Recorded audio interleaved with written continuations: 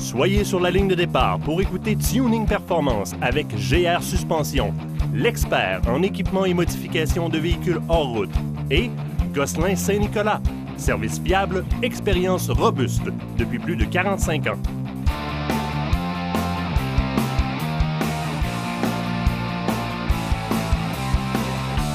Salut à tous, bienvenue à cette autre édition de Tuning Performance, édition 4x4. Je suis en compagnie de nul autre que Patrick Chassé. Patrick, ça va toujours bien? Ça va très bien, toi? Good, moi aussi. Pat, l'industrie nous donne une panoplie de pièces, puis je pense que tu es très bien placé pour nous en parler. Bien, écoute, c'est sûr qu'en étant là-dedans, chaque jour, on voit toutes les nouveautés. On s'intéresse à ça, évidemment. Si on peut parler d'une nouveauté qui va sortir d'ici 2 à 3 semaines, il y a la compagnie Terraflex qui va nous sortir un tire carrier un peu révolutionnaire. Si tu te souviens, un tire carrier, c'est tu rouvres la porte, tu mets ton gros spare sur-dessus, tu ouvres la première porte, la deuxième porte pour aller à l'intérieur du véhicule. Les gens trouvent ça un peu tannant dans un supermarché, tu arrives, puis ça rouvre trop grand. Ouais, ça puis accroche. Puis en plus, avec des pneus surdimensionnés, parfois on rajoute beaucoup de poids. Oui. Donc, des fois, ça prend quelque chose qui va être capable de supporter ça. Exactement. C'est pour ça qu'on avait inventé le Tire Carrier comme on connaît présentement.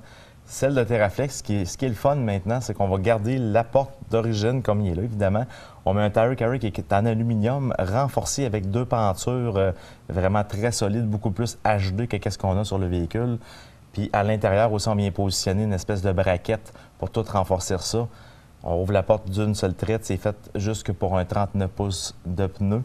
C'est quand même assez énorme, là, ça peut supporter. Oui, absolument. Puis même sur le site de Terraflex, on peut voir les tests qu'ils ont fait avec le nouveau Tire Carrier. Ils brassent le camion pas à peu près. Ça bouge pas, ça reste stable. C'est en aluminium.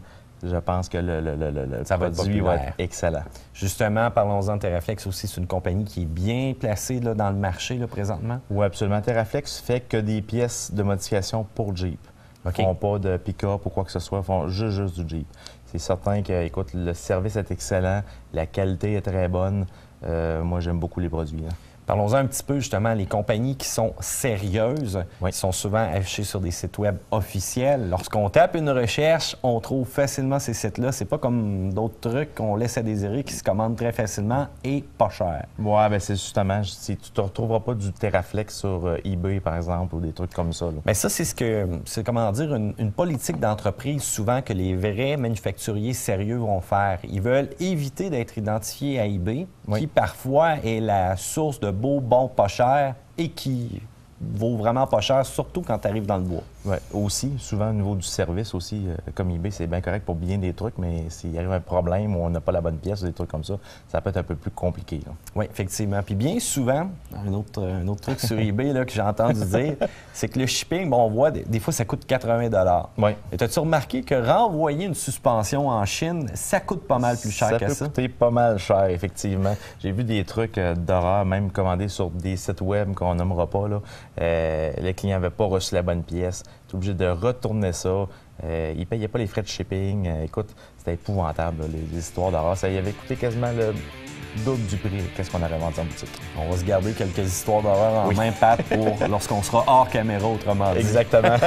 Pour notre part, Pat, nous autres, on s'en va frotter avec les gens du laboratoire GenX, plus précisément la gamme Silverwax. Propriétaire de convertibles, que ce soit Miata, Jeep, Audi, peu importe, attention, cette chronique Silverwax est pour vous. Richard, les protecteurs de toit, là, surtout ceux là, qui sont décapotables, je pense que ça fait des années que les gens me demandent un bon produit, puis enfin, vous avez une belle solution. Oui, on a sorti 2 nouveaux produits cette année. On a sorti un nettoyant pour les convertibles et on a sorti aussi le protecteur qui va avec. Parce que les gens avec des convertibles négligent vraiment leur toit, lavent avec leur savon régulier, c'est correct, mais il faut le protéger, il faut le nettoyer. Souvent, ils sont tachés. Il faut dire que les gens n'avaient pas le choix parce qu'il n'existait pas grand-chose non plus sur le marché. Puis les toits, parfois, il y en avait en tissu, il y en avait à vinyle, différents matériaux, puis c'était pas facile à entretenir. Ouais. Premièrement, les 2 produits font les deux, que ce soit en tissu ou que ce soit en nylon. Ils vont être nettoyés et traités de la même manière. On s'est assuré que le produit faisait pour les deux textures. C'était vraiment important. Ça. OK. Donc, de quelle manière ça fonctionne pour l'application? Vraiment simple. Tout ce qu'on a à faire, on va prendre le nettoyant pour le toit, on le vaporise et si vraiment on a des taches où c'est incrusté, on prend une brosse quand même assez raide, puis on frotte et tout va partir. Après ça, tout ce qu'on a à faire, on rince, s'assurer qu'il ne reste plus aucun savon sur le toit. On le laisse sécher et après ça, on applique le protecteur à la grandeur. On en met sur un applicateur de cire qu'on prend habituellement. Tout simplement. Tampon. Oui, un tampon. Et on fait les contours pour être certain que ça ne coule pas dans les vitres. C'est pas que ça va briser, on n'aura pas besoin de l'essuyer. Et après ça, on le laisse sécher complètement pendant 3-4 heures et c'est fini. C'est simple comme ça. Donc, par après, on applique le protecteur qui, lui, va vraiment protéger du soleil, des intempéries puis tout ce qui pourrait décolorer. Oui, puis une autre affaire, il va être beaucoup plus facile à entretenir. La saleté ne collera pas. Quand là, vous allez le laver avec votre savon régulier, ça va partir tout seul. Sauf quand il n'est pas traité, il est comme porté à boire la saleté, il est comme porté à attacher plus facilement et avec le produit, ça ne s'attache pas. Bon, mais regarde, Richard, d'après moi, ça va être un fort vendeur cette année. Excellent. Ce volet esthétique vous a été présenté par le laboratoire Hygienix, fabricant des produits Silver Wax. Pour le nettoyage et l'esthétique de votre véhicule, Silver Wax, c'est brillant. Cette semaine, je m'excuse déjà à la gente féminine. C'est la chronique la plus macho de la saison. J'ai trouvé des petits bijoux sur Internet pour les hommes. Un petit site Internet où on a des fonds d'écran de demoiselles qui sont un peu mal pris avec différents véhicules. Mais ce qui nous intéresse, c'est des camions. Il y a même des vidéos aussi où on peut télécharger les péripéties de ces jolies demoiselles.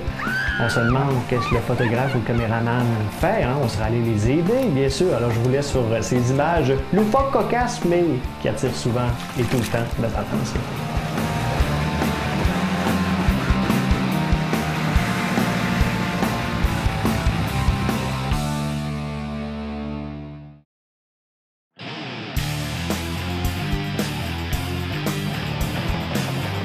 Cette année, on vous a montré beaucoup de véhicules qui ne pouvaient pas rouler sur la route à cause des modifications extrêmes.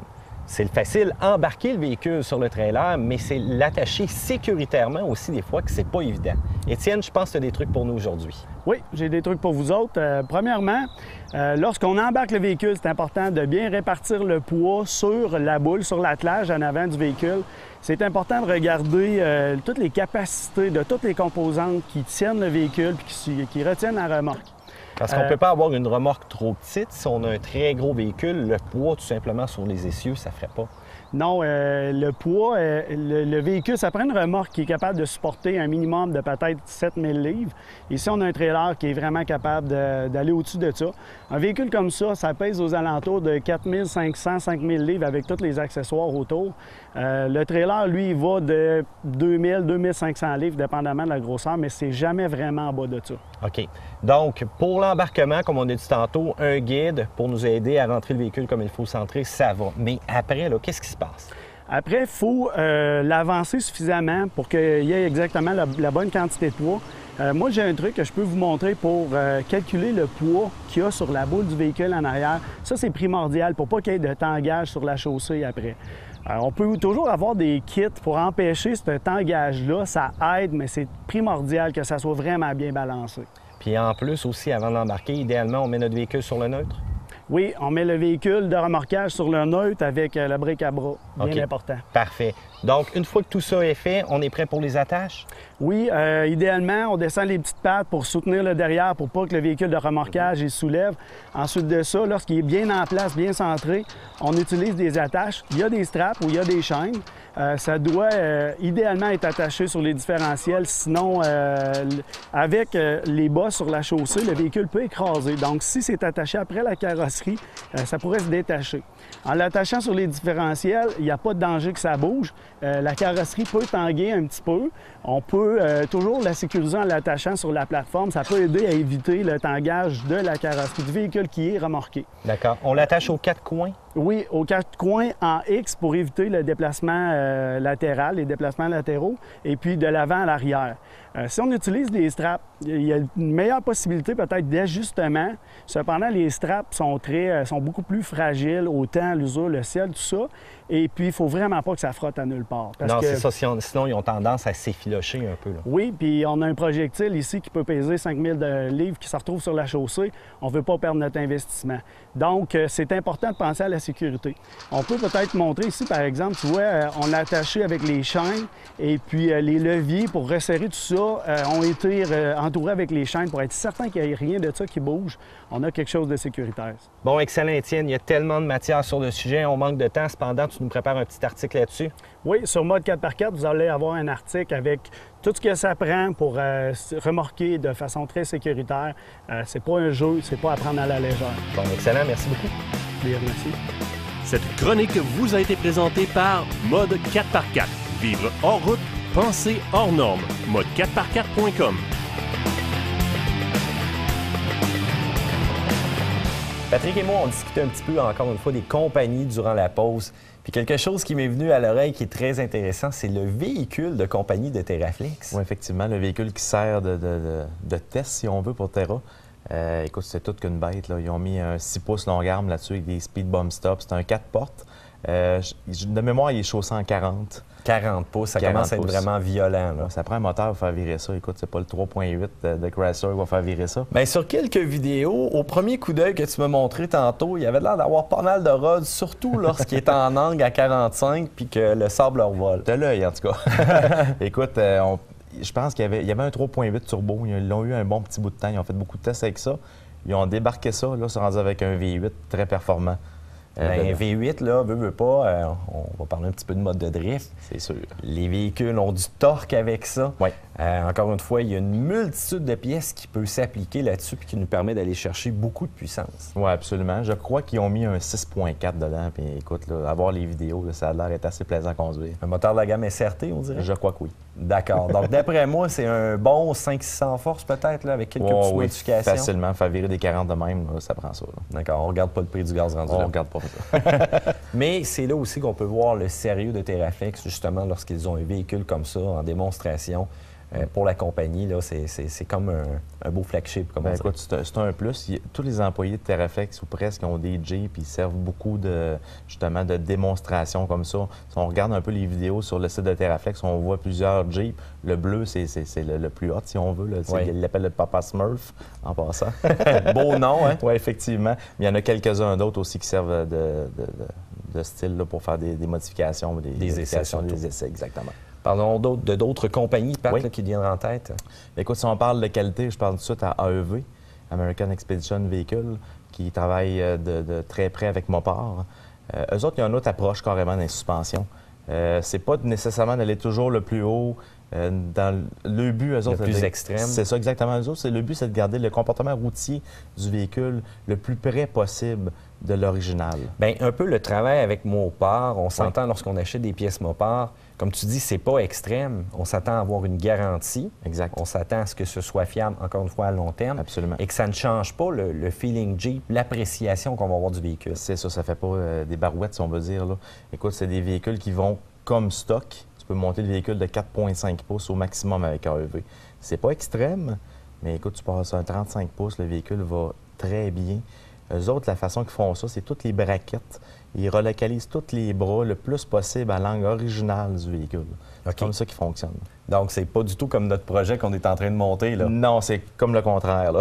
D'accord. Est-ce qu'il y a d'autres choses aussi qui te viennent en tête? Bien, si tu parles de AEV encore, évidemment, comme je te dis, l'installation de ces kits-là est très différente aussi. Si on parle de l'installation, on va mettre un petit peu plus de temps en termes de main-d'œuvre. Mais par contre, au niveau un petit peu plus d'ajustement aussi, mais tout est seté. Le kit est parfait. Bon, excellent, Pat. Merci beaucoup. Plaisir. Nous, pour notre part, on s'en va voir quelques topos qu'on vous a préparés.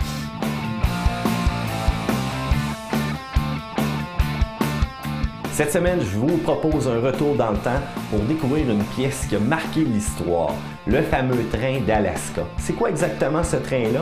C'est un véhicule qui se démarquait par sa grosseur, tant en hauteur et en longueur.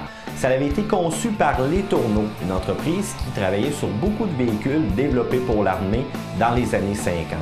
Ce véhicule-là partait de différents points dans l'Alaska et pouvait transporter jusqu'à 150 tonnes de matériel. C'était vraiment un train sur plusieurs roues. D'ailleurs, la puissance était phénoménale.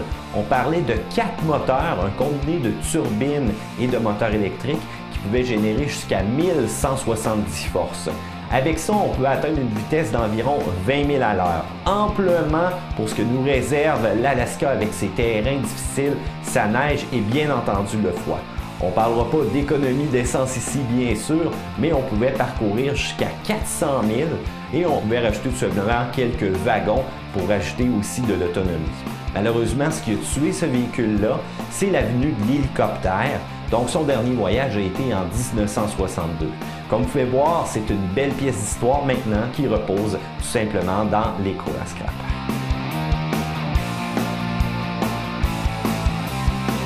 Lorsqu'on fait un véhicule pour aller dans du hors-route agressif, les composantes principales à modifier, c'est la suspension. Pat, on est allé avec vraiment quelque chose d'extrême ici. On parle d'un 6 pouces. Oui, on parle d'un 6 pouces long bras. Évidemment, quand on remplace la suspension, on parle de cospring, on parle d'amortisseur plus long. Là, dans ce cas-ci, on parle de bras, long bras, évidemment, effectivement, avec un long travel, comme on a parlé tantôt. On parle ici de ligne kit plus long. Sur ce modèle-là, vu que c'est un Rubicon, évidemment, on n'a pas besoin de Quick Disconnect, comme on avait déjà parlé pour le projet du TJ. À la pression d'un bouton, on est capable de désengager le tout. C'est ça, il y a un moteur, si on peut voir en bas ici, il y a un petit moteur qui désengage la base stabilisatrice et puis il permet d'avoir le débattement maximum du véhicule. Puis on voit qu'avec le kit qu'on a, oui. Tout est bien fait, ça se bourre directement là, sur les endroits d'origine. C'est très bien fait, c'est très solide. Si on regarde au niveau des soudures, tout est très bien fait. Oui. Une autre pièce qu'on remplace aussi, c'est la track bar en avant. Elle est ajustable évidemment pour avoir un alignement maximum. Ils sont faits d'origine un peu là-dessus. On surdimensionne les pneus dans ce cas-là en 37 pouces.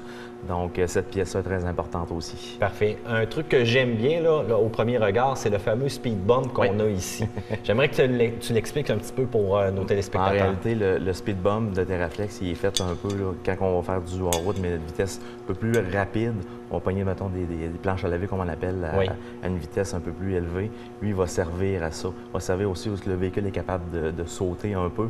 Lui, il va servir à arrêter avant de briser ou de cogner avec les bump stops originales. Parce qu'effectivement, habituellement, c'est l'amortisseur qui va faire tout le travail. Exactement. Conjointement là, avec le ressort. Mais ils vont travailler, c'est ça, ils vont travailler les trois ensemble. Lui, il va agir un peu aussi comme un amortisseur, mais par en haut. Donc, tu es en train de me dire que là, lorsqu'on va l'essayer, que tu vas nous faire une couple de petits sauts. On va essayer ça. Bon, ben excellent, Patrick. Donc, d'autres étapes la semaine prochaine pour notre projet. Reste encore une fois l'écoute.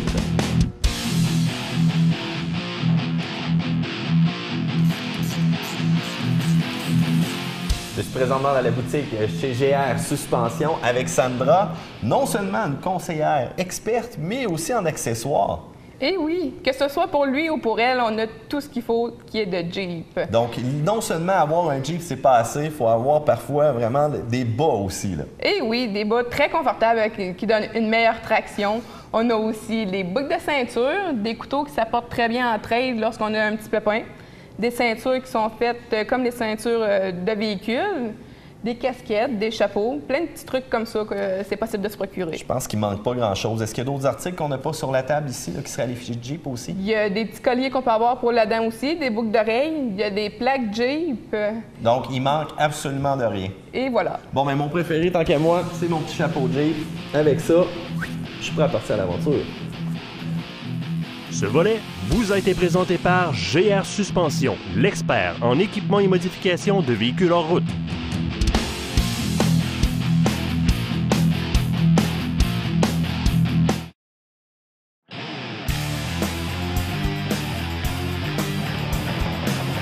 Si on monte dans le temps, je ne sais pas si vous vous rappelez, la moyenne des véhicules qui étaient diesel laissaient une belle trace de boucan et c'était très sale aussi sur leur pare-choc arrière. Avec l'évolution, avec le temps, ça s'est pas mal corrigé, hein, François? Oui, les systèmes d'antipollution qui ont inventé avec le temps. Là. Bien, pour les normes aussi, exactement. Les normes sont très strictes. Oui. De quoi est composé exactement un système d'antipollution? Les grandes lignes là, de pièces physiques, à part des côtés programmation et tout, il y a le système de GR. Ce que ça fait, c'est que ça prend l'exhaust, il en respire une partie, dépendamment de la charge du véhicule et de la patente. Il y a dans ce cas-là, ça c'est le cooler de GR. L'exhaust arrive là, elle rentre dans l'intake. Le Prestone passe là pour refroidir l'exhaust, pour que ce soit trop chaud. Il y a la valve qui contrôle la quantité qui va entrer dans l'intake, que le moteur va respirer. Autrement dit, là, c'est tout géré par l'ordinateur. D'accord. Ça, c'est une partie du C'est système. une partie, donc, on recycle les gaz à ce niveau-là. Oui, exactement. Ensuite? Le morceau. C'est majeur. Ça allait sur quoi, ça? Ça vient d'un Dodge, OK. pick-up Dodge. Mais c'est tout le même principe. Même là, principe plupart des pour véhicules, tous. ouais. Catalyseur, ça, il y a ça sur plusieurs modèles depuis plusieurs années. Ça varie d'une année à l'autre, dépendamment des fabricants. Donc, ça, c'est vraiment éliminer la partie des gaz. Oui, ça, c'est vraiment le côté chimique, si on peut dire. Ça, c'est le filtre à particules. Lui, il va capter tout ce qui suit la boucane noire, autrement dit. Là. Oui. Lui, il va s'occuper de ça, capter ça. Ce que j'aimais bien aussi, c'était ta petite démonstration de tantôt. Oui. Lorsqu'on regardait l'entrée, c'était très noir, mais la sortie, c'est totalement propre. Oui. Il y a une panoplie de sondes aussi Oui, avec exactement. Parce que ça, pour voir si le filtre est plein, il y a des capteurs à pression qui se fait. Il vérifie la pression entre les deux avant puis après le filtreur. Quand c'est plein, quand il voit une grosse différence, il part la régénération qu'il appelle. Normalement, ça se fait automatique. C'est en gros ce que ça fait, ça chauffe du fioul direct dans l'exhaust. ça. Donc, ça va brûler l'ensemble des particules qu'il y a là, mais ça doit venir chaud. Terriblement chaud. Là. Il y a certaines vidéos sur YouTube qu'on voit. Là. Tu mets une planche au bout de l'exhaust quand il régénère, là, puis il y a moyen de mettre le feu. D'accord. Donc, ça se fait de manière automatique. Est-ce qu'on peut le programmer manuellement aussi? Ça se fait automatique. Normalement, si on s'en occupe, si on roule, parce que ça prend une vitesse constante d'à peu près une vingtaine de minutes, dépendamment des fabricants, là, pour se régénérer. Quelqu'un qui le fait pas, qui fait juste de la vide, il y a moyen de le faire avec un scanner pour le partir manuellement. Puis quelqu'un qui s'en occupe pas, ben là, il va se dérater. Il tombe à 30 km/h, là, puis si on s'en occupe pas, ça brise le filtre définitif. Pièce très chère à remplacer aussi. Oui, il y a quelques années, juste le filtre à particules, c'était entre 4 et 5 000. D'accord, je Ça vois. a sûrement varié un petit peu, là, mais... Rapidement terminant, ce petit liquide-là? Oui, ça, c'est de l'urée. OK. C'est pour les véhicules plus récents encore. Là, ça finit d'éliminer les gaz qui pouvaient rester. Là. Il restait du NOx. Après tout ce système-là, ça finit d'éliminer le NOx. Bon, ben, les petits gaz toxiques. Avec ça, on peut dire qu'on roule vert. Oui, très vert. Merci, François. Ce volet mécanique de performance vous a été présenté par Laboratoire Diesel, le leader diesel de l'Est du Canada. Il y a plein de véhicules hors route sur le marché, surtout dans l'usager. Les meilleures années sont probablement 2005-2006, où est-ce que ça devient très abordable d'acheter un véhicule hors route. Pat, parlons-en, la gamme Jeep, dans ces années-là, c'est quelque chose. Bien, écoute, 2006, c'est la dernière lignée des TJ, si on veut. C'est des véhicules qui ont été très populaires, qui étaient produits depuis 1997. Ils ont upgradé, évidemment, parce que 1997 à 2002 et 2003-2006, il y a beaucoup de différences entre ces années de production-là. 2006, ça doit être la crème de la crème parce qu'ils ont atteint l'apogée, si tu veux, du TJ. Et il en retrouve encore plusieurs sur le marché à vendre, et les prix sont encore assez chers. Là. Assez cher, oui. Oui. Est-ce que c'est à cause de quoi? La popularité montante du Jeep? Deux choses. La popularité, c'est une des bonnes années. Puis deuxième des choses, beaucoup de monde n'ont pas upgradé vers le JK qui a commencé en 2007 avec le moteur un petit peu plus petit, le 3.8 de Grand Caravane que plusieurs disent. Ouais. Là. Donc ça, plusieurs ont été déçus de ce move-là de Jeep. Donc ils restent en 2006 puis ils ont installé ça là. Donc ça, c'est vraiment les vrais fans, les vrais mordus qui Oui. vont les chercher ces années-là. Donc, il faut s'attendre à le payer plus cher sur le marché. Oui, effectivement. Puis les gens le savent aussi. Là. Qui dit véhicule usagé, Oui. dit pièces à changer, dit entretien. À quoi qu'on pense? Bon, écoute, si on parle de la gamme JK de 2007 à maintenant, les véhicules, depuis 2007, ont été modifiés. Ils ont upgradé de pneus. On a grossi les suspensions. On a fait de la trail. On a roulé à Québec dans nos super chemins. Donc, évidemment, il y a des pièces à remplacer. Il y a des pièces à grossir aussi. Quand on parle de suspension, les gens pensent on grossit juste la suspension, les pneus, puis on est correct. Mais après un certain nombre d'années, on voit qu'il y a des pièces qui commencent à être fatiguées. Si on prend par exemple dans la conduite du JK, où est la faiblesse un peu du véhicule, les balles joints là-dessus, il faut les remplacer assez régulièrement si on regarde sur le compagnie, surtout avec des pneus surdimensionnés. On ne veut pas dire que la pièce d'origine n'est pas bonne en tant que telle, c'est qu'elle est conçue pour une certaine grosseur de pneus. Nous, on surdimensionne ça. Donc, on surutilise cette pièce-là. Exactement. Puis il ne faut pas blâmer après ça les concessionnaires de dire « elle n'est pas garantie ». C'est normal. On modifie le véhicule, on grossit les pneus. Donc, il faut mettre la pièce adaptée à ça. Ça, les gens ont un petit peu de misère à comprendre ça. Faut l'upgrader. Comme je dis, un bas joint HD, graissable, qui va coûter à peu près le même prix qu'un bas joint chez le concessionnaire, mais qui va durer 4 fois plus longtemps. Parlons-en justement des pièces. Bon, sont de dimension standard, mais faites par d'autres compagnies beaucoup plus résistantes. Bien, écoute, si on parle juste de la barre de conduite en avant du véhicule, quand on fait du hors-route, qu'est-ce qu'on peut cogner en premier, évidemment? C'est la première barre qui relie les deux knuckles. C'est elle la plus basse au niveau des différentiels. Si on cogne ça, elle plie, elle n'est pas grosse, la barre, déjà en partant. Il faut upgrader ça. Il faut y aller. La compagnie Curie nous offre la version numéro 2 parce qu'ils ont fait une première version. Il y a eu quelques petits problèmes. La version numéro 2 est vraiment à sa coche de la barre de conduite. Elle est beaucoup plus grosse que celle d'origine. Puis celle-là qui va l'accrocher, d'après moi, elle va se mériter un petit prix quelque part. Ça ne sera pas avec ses bras, en tout cas. Non, c'est ça, exactement. Non, ça, c'est sûr. Pat, les pièces, justement, c'est important de bien les magasiner, mais de faire un bon choix. On l'a vu dans cette émission-là. Je pense qu'il faut consulter des experts. Il faut consulter des experts puis des gens qui en font, qui connaissent ça, qui savent les ajuster puis savent quoi conseiller aussi. Il y a beaucoup de cochonneries qui se font sur le marché. Il faut vraiment consulter des gens qui connaissent ça. Bon, mais Pat, merci beaucoup pour ces conseils. Plaisir. Nous, pour notre part, déjà, l'émission tire à sa fin. Faites attention dans votre magasinage. C'est Mathieu Thomasin qui vous dit à la semaine prochaine.